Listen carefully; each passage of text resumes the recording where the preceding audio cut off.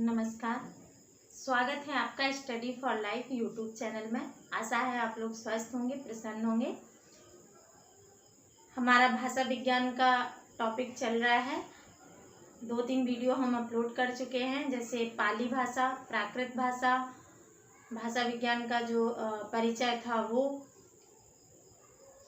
और पिछला वीडियो आपका अपभ्रंश। आज हम बात करेंगे अवहट्ट पर। इसके बाद हम बात करेंगे अपभ्रंश और अवहट्ट का साहित्य में क्या योगदान रहा। ये तो उसकी विकास है, या जो अपभ्रंश की विशेषताएं हैं, या अपभ्रंश का विकास है, या अवहट्ट की विशेषताएं और उसका विकास है।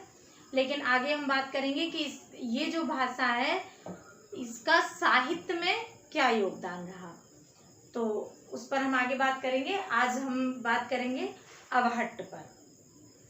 और अगर आपने हमारा चैनल सब्सक्राइब नहीं किया है तो प्लीज़ इसे सब्सक्राइब कर लीजिए और अधिक से अधिक इसे वीडियो को शेयर करते रहें ताकि और लोग भी इससे जुड़ सकें।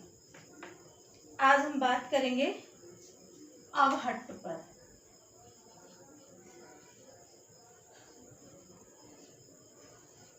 अवहट्ट ये क्या है? मध्यकालीन आर्य भाषा की अंतिम अवस्था है। अपभ्रंश क्या थी? तीसरी अवस्था थी। मध्यकालीन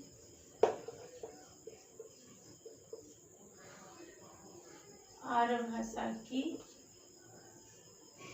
अंतिम अवस्था।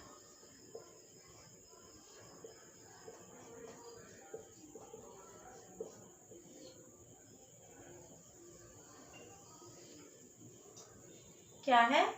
अंतिम अवस्था। इसमें हम किस पर बात करेंगे?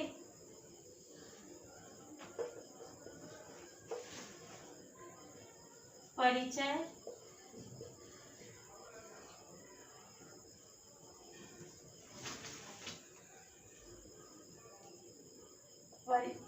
बुक्स पढ़ी हुई थी नीचे। परिचय, ध्वनिगत विशेषताएं, ध्वनि संरचना, व्याकरणिक संरचना और शब्दकोशीय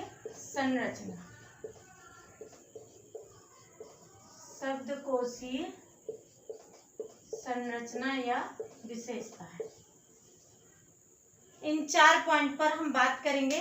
तो सबसे पहले आइए बात करते हैं कि इसका परिचय क्या है। इसको भी भ्रष्ट भाषा ही कहते हैं। इसको भी क्या कहते हैं? भ्रष्ट भाषा।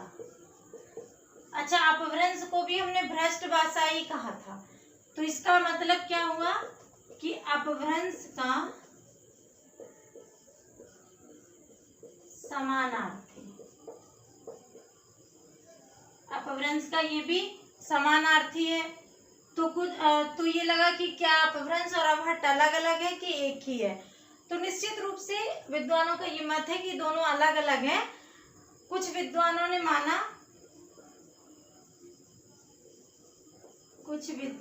माना कि ये क्या है? भाषिक प्रक्रिया की शैली है। इसे क्या माना? भाषिक शैली। लेकिन अधिकतर का ये मत है कि 9वीं से 11वीं शताब्दी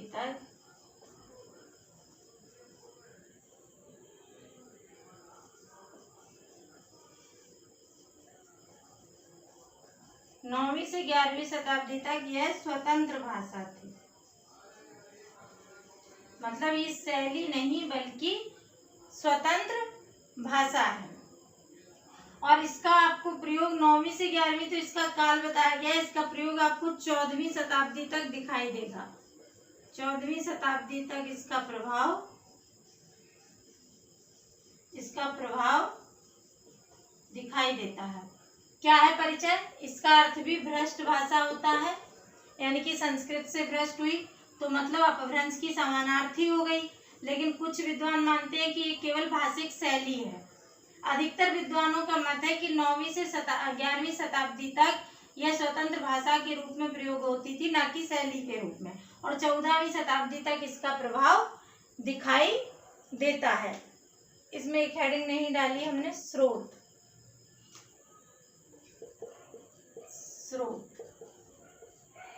स्रोत इसका क्या है, ये कहाँ से पता चलती है, तो इस एक पुस्तक है संदेश रासक, एक और पुस्तक है कीर्तिलता।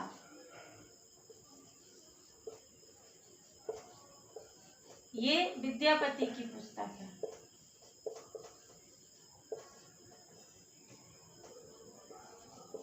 विद्यापति की पुस्तक है कीर्तिलता। और पुस्तक है वर्ण रत्नाकर है, वर्ण रत्नाकर है, प्राकृत पेंगलम है। ये कुछ पुस्तक हैं जिसमें अवहट्ट भाषा दिखाई देती है। संदेश रासक, कीर्तिलता, वर्ण रत्नाकर, प्राकृत पेंगलम, बाहुबली रास, ये कुछ पुस्तकें हैं, कुछ ग्रंथ हैं। बाहुबली रास, ये कुछ पुस्तकें हैं, इनमें अपभ्रंश अवहट्ट भाषा का प्रयोग किया गया है। अवहट्ट भाषा इन ग्रंथों में प्रयोग में लाई गई है। विद्यापति ने तो यहाँ तक की कहा कि इन्होंने संस्कृत की तुलना में अवहट्ट को वरीयता दी।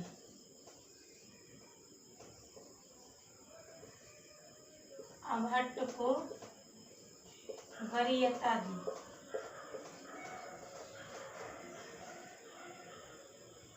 अब हम बात करेंगे व्याकरणिक संरचना पर।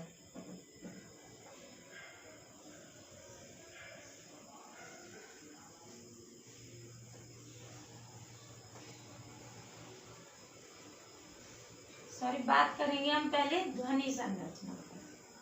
किस पे बात करेंगे? ध्वनि संरचना पर। इसकी ध्वनि में देखिए स्वर कैसे हैं। स्वर ह्रस्व, ह्रस्व स्वर में क्या क्या है जो आपके अपभ्रंश में थे? आ, ई, उ, ए, ओ। दीर्घ में आ, ई, उ, ए, ओ, लेकिन इसमें आई भी आ गया, ओ, औ भी आ गया। कौन कौन से दो जुड़े हैं? ए प्लस औ, जो अपभ्रंश के अतिरिक्त हैं। बाकी अवहट्ट में भी थे, ये अपभ्रंश के अतिरिक्त दो स्वर इसमें दिखाई देते हैं। ये संस्कृत में संध्याक्षर के रूप में प्रयोग होते थे। संस्कृत में संध्याक्षर, संस्कृत में कैसे प्रयोग होते थे? ये संध्याक्षर। संध्याक्षर मतलब अगर ए लिखना है तो इसकी जगह लिखते थे आई, औ लिखना है तो लिखते थे औ। और इसका सरलीकरण होके क्या बन गया? सरलीकरण हुआ और ये ए और औ आ गए अवहट्ट में, जो अपभ्रंश में, पाली में आदि में नहीं थे। तो ये इसके स्वर थे। आइए आगे बात करते हैं।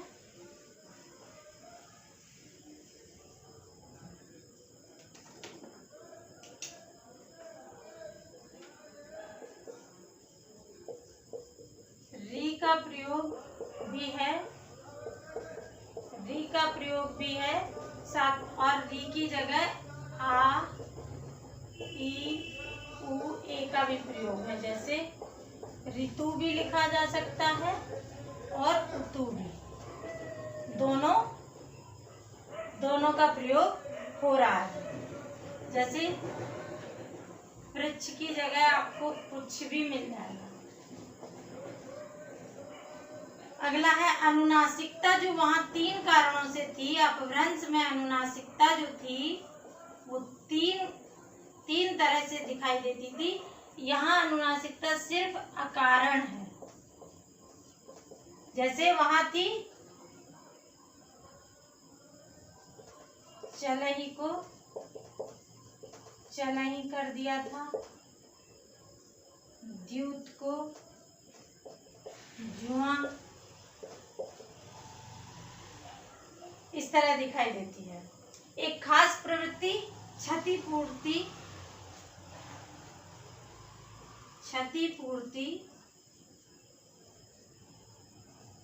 दीर्घीकरण अपभ्रंश में भी दिखाई देता है, यहाँ और अधिक दिखाई देता है। जैसे कर्म का पहले कम बना, फिर क्या हो गया काम, इसकी क्षति हो गई, इसका दीर्घीकरण हो गया।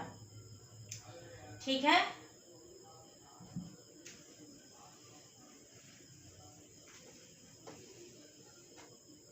आगे देखिए, अकारण द्वितीकरण भी मिलेगा आपको। जैसे ठाकुर का ठक्कुर कर दिया, ठाकुर का क्या कर दिया, ठक्कुर कर दिया। और क्या मिलेगा, वही है बाकी तो। अल्प प्राण या में बदल गए और महाप्राण हा में, महाप्राण हा में। जैसे वचन का वयण हो गया था, मुख का मुंह हो जाएगा। ये थी आपकी ध्वनिगत विशेषताएं, अवहट्ट की ध्वनिगत विशेषताएं। अब हम बात करेंगे व्याकरणिक संरचना पर।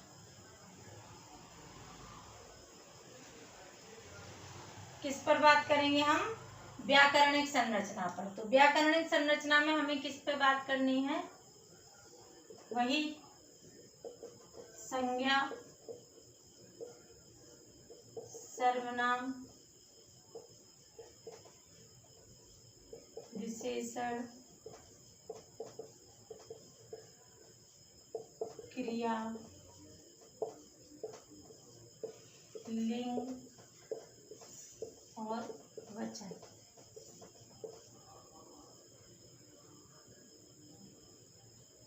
संज्ञा में क्या है कि अपभ्रंश से जो सरलीकरण की प्रवृत्ति चल रही थी वो यहाँ भी दिखाई देती है। सरलीकरण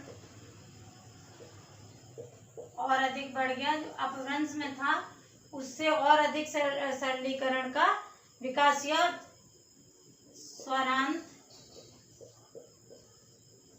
बढ़ गए, व्यंजनांत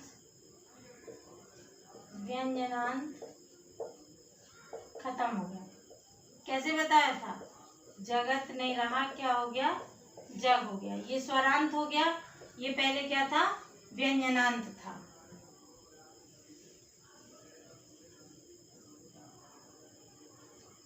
अकारांत होने लगे, अकारांत। पहले क्या था, उकारांत था। पहले चलु लिखा जाता था, फिर से इसको चल कर दिया। ठीक है। कुछ स्वतंत्र परिसर्ग बने यहाँ पे, स्वतंत्र परिसर्ग या विभक्ति क्या हो गए, कर्ता के लिए ने हो गया, कर्म में कर्ता में ने हो गया, कर्म में के ही हो गया, करण में सौ हो गया, सौ हो गया या से हो गया, सौ या से हो गया। अपादान में भी से हो गया, संप्रदान संप्रदान में क्या हो गया, संप्रदान में के ही हो गया, लाग ये हो गया, ये हो गए संप्रदान में, संबंध में का, की, के, का, की, के, केर, केरा, ये संबंध के लिए परसर्ग हो गए।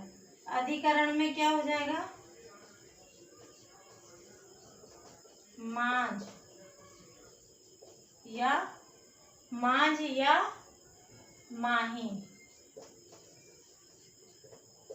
ये आपके स्वतंत्र परसर्ग हो गए।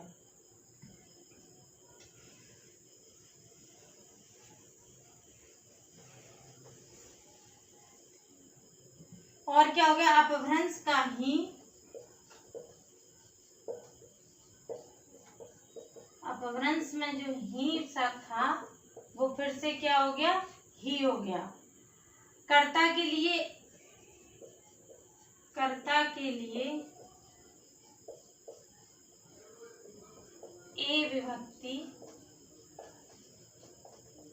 कर्ता के लिए ए विभक्ति को डॉक्टर तगारे ने अवहट्ट की बड़ी उपलब्धि माना, बड़ी उपलब्धि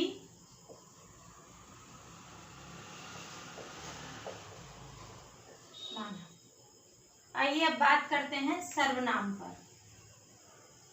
किस पर बात करते हैं हम, आइए बात करते हैं सर्वनाम पर। सर्वनाम में क्या हुआ है, कुछ नए प्रयोग देखने को मिलेंगे।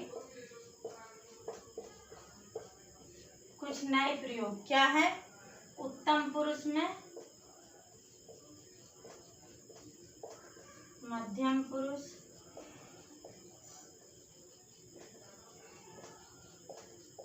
उत्तम पुरुष, मध्यम पुरुष और अन्य पुरुष, इन तीनों में क्या आपको प्रयोग मिलेगा, इसमें प्रयोग होने लगा मैं, मेरा और हाँ। इसमें प्रयोग हुआ तुम,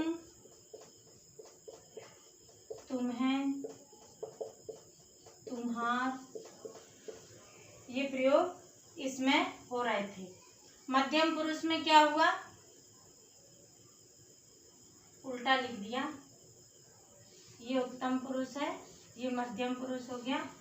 अन्य पुरुष में क्या हुआ, वह और उन, यहाँ आपको त्योहार शब्द भी मिल जाएगा जो आजकल बोलियों में प्रयोग होता है, बिहारी हिंदी वगैरह में। सर्वनाम में क्या क्या प्रयोग मिल रहा है, उत्तम पुरुष में मैं, मेरा और हाँ, मध्यम पुरुष में तुम, तुम्हें, तुम्हार और त्योहार, अन्य पुरुष में वह और उन। जो इन सबको देख के क्या आधुनिक हिंदी से इसकी निकटता दिखाई देती है, आधुनिक हिंदी से निकटता स्पष्ट होती है। आइए अब बात करते हैं विशेषण पर।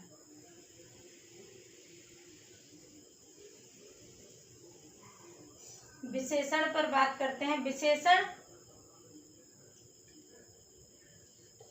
विशेषण में आपको क्या मिलेगा, कृदंतीय जो विशेषण है, कृदंतीय विशेषण का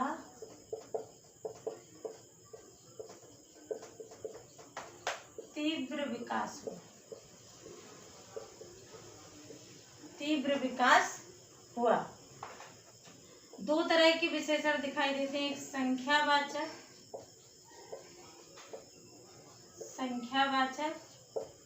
दूसरा सार्वनामिक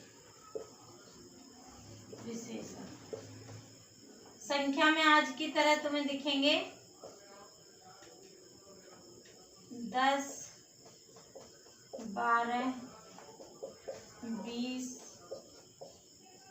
30 और सार्वनामिक में क्या दिखेगा आपको, 22, 23,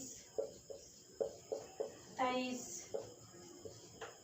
ये सब दिखाई देगा। उत्ता कित्ता जित्ता, उत्ता कित्ता जित्ता, मतलब जितना कितना उतना, ऐसा जैसा तैसा, ये सब इस तरह से प्रयोग होने लगे। और ये दोनों हिंदी के निकट ही दिखते हैं। ये भी कहाँ दिखते हैं?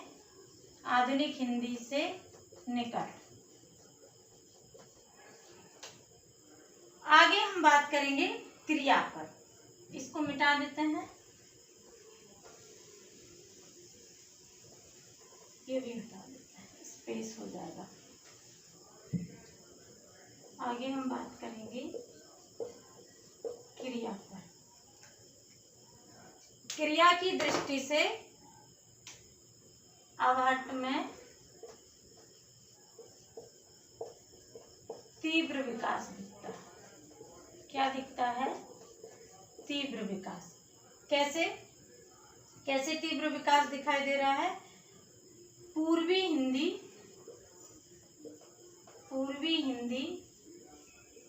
व पश्चिमी हिंदी की पृष्ठभूमि तैयार हुई। पूर्वी हिंदी और पश्चिमी हिंदी की पृष्ठभूमि यहीं से आपको तैयार होगी। वर्तमान काल, भूतकाल, भविष्य काल, तीनों की क्रियाओं पर बात करते हैं। पूर्वी हिंदी में और पश्चिमी हिंदी में क्या क्या हो रहा है? पूर्वी में हो रहा है यहाँ पर वर्तमान में, पूर्वी में क्या हो रहा है? जात करत। पश्चिमी में क्या हो रहा है? करंते।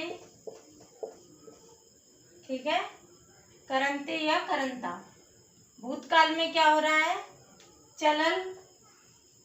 पूर्वी हिंदी में क्या प्रयोग हो रहा है? चलल और गए। पश्चिमी हिंदी में क्या प्रयोग हो रहा है? जैसे थके, चले। ठीक है। भविष्य काल के लिए खाएब, जाएब। पश्चिमी हिंदी में क्या प्रयोग होगा? पश्चिमी हिंदी के लिए है जाह्यूं,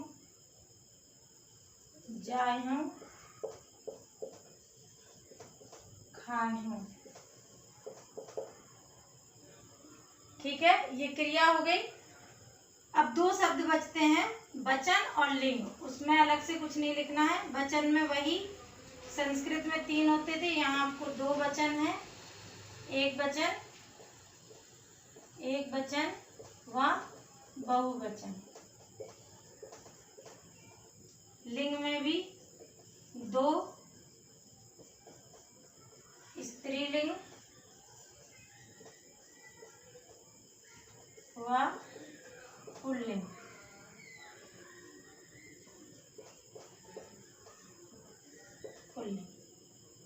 ये तो हो गई आपकी व्याकरणिक संरचना। अब बात करेंगे शब्दकोशी संरचना पर। किस पर बात करेंगे हम?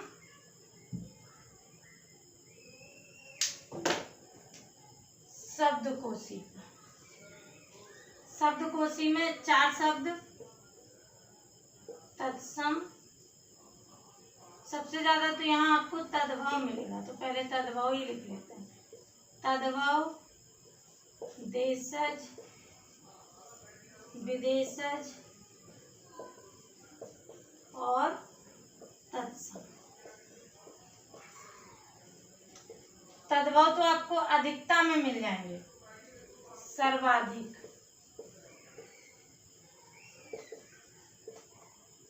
देशज में भी क्या क्या है? जैसे खिचड़ी बोलते हैं किसको? लोमड़ी को। गुंडा शब्द का प्रयोग, ये देसी भाषा के शब्द हैं। विदेशज में आपको क्या हो जाएगा? कसीदा है, खुदा है। और तत्सम में तो अपभ्रंश के अंत में, अपभ्रंश में ही हमने बताया था कि पुनः तत्समीकरण होने लगा। अपभ्रंश के अंत में पुनः तत्समीकरण होने लगा।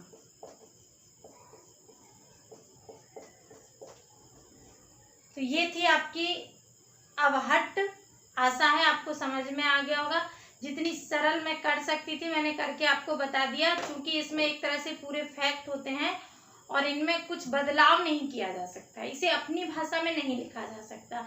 हिंदी के बाकी तो टॉपिक हैं उनको अपनी भाषा में लिख सकते हैं, समझा सकते हैं, लेकिन इसके लिए अपनी भाषा का प्रयोग संभव नहीं है। इसमें क्या करना होगा, इसमें जो फैक्ट हैं, जो फॉर्मूले हैं, उन्हीं को एक तरह से गणित की तरह यहाँ 2 और 2 4 ही हैं, तो 2 और 2 4 ही हमको याद करना होगा। याद करने वाला टॉपिक है भाषा विज्ञान। थोड़ा सा एफर्ट लगाएंगे, इस तरह से पॉइंट में नोट्स तैयार कर लेंगे तो आपको आसानी रहेगी। पर डे थोड़ा थोड़ा पढ़ेंगे सिनॉप्सिस को तो आपको तैयार हो जाएंगे। 2-4 बार लिखेंगे तो लिखने का भी अभ्यास होगा और आपको याद भी हो जाएंगे। आशा है आपको ये सब समझ में आ रहा होगा। हमें कमेंट्स बॉक्स में ज़रूर बताएं और अगर कोई सुझाव हो तो वो भी दें। धन्यवाद।